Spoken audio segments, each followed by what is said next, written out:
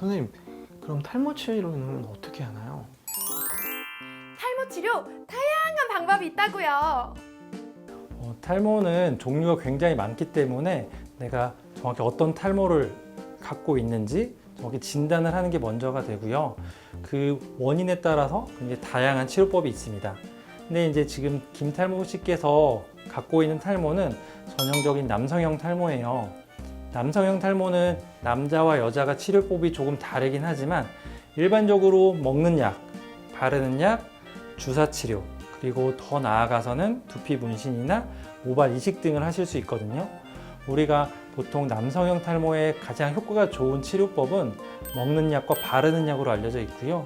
먹는 약은 흔히 피나스테리드라는 프로페시아 계열의 약물과 부타스테리드라는 아보다트 계열의 약물이 있습니다.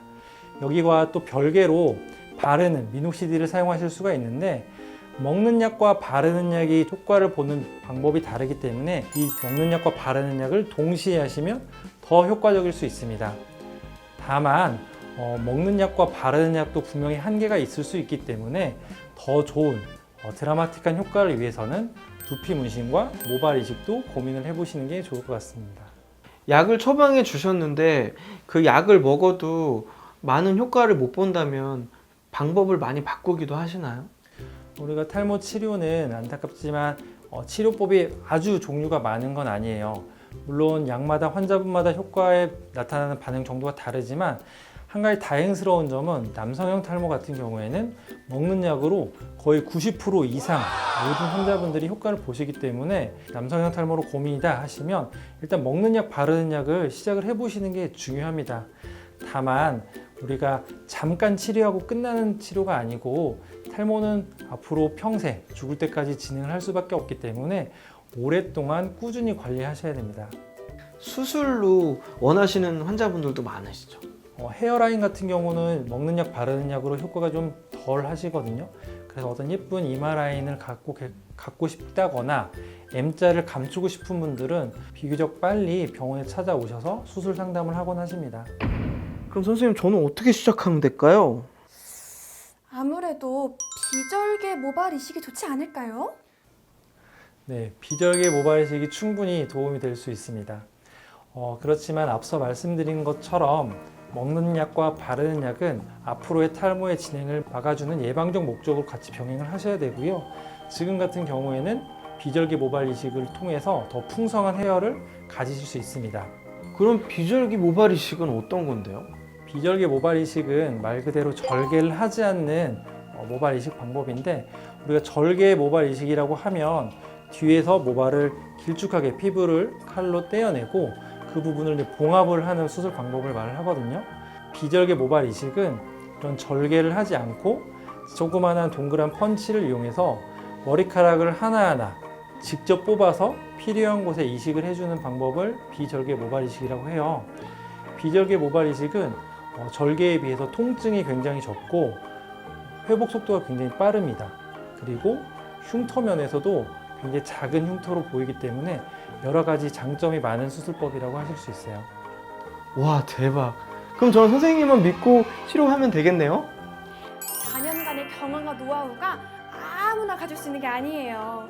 우리 김대호 원장님 모나라 정말 잘 찾아오셨죠? 네, 그런 것 같아요.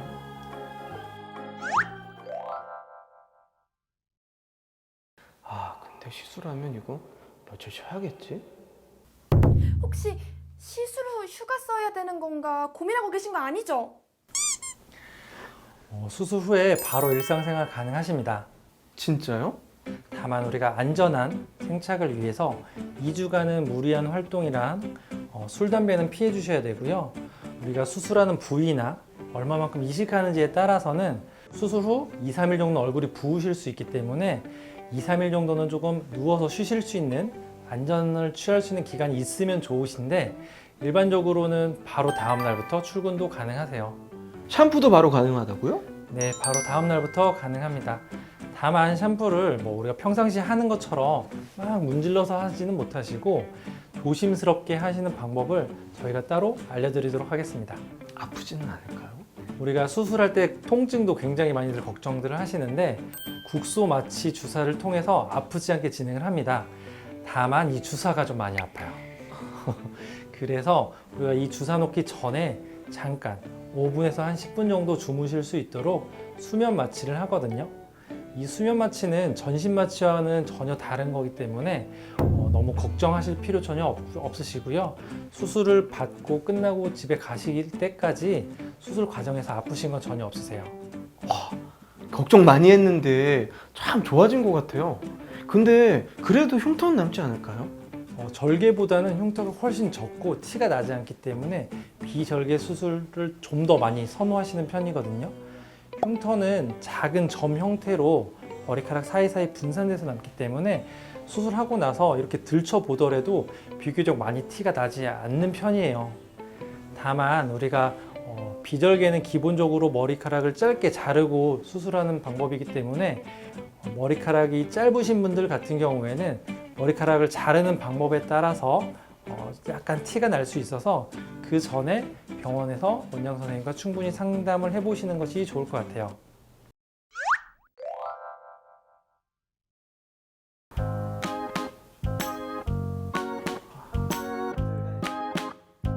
선생님, 한번 시원하게 보여주시죠.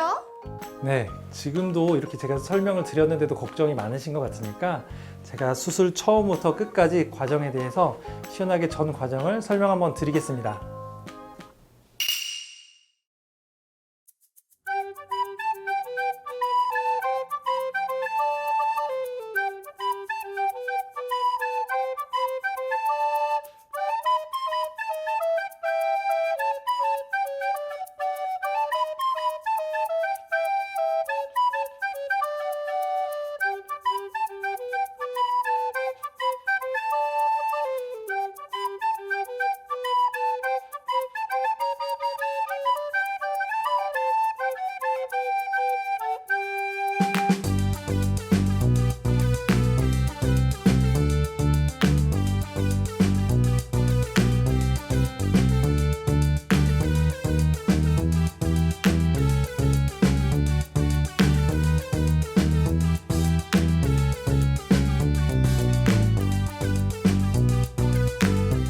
채취하고 이식하고 채취하고 이식하고 이렇게 두 번 나눠서 하는 이유는 뒤에서 채취한 모발이 몸 밖에 나와 있는 시간을 최대한 줄여서 스트레스를 좀 덜 받게 하려고 하는 거고요.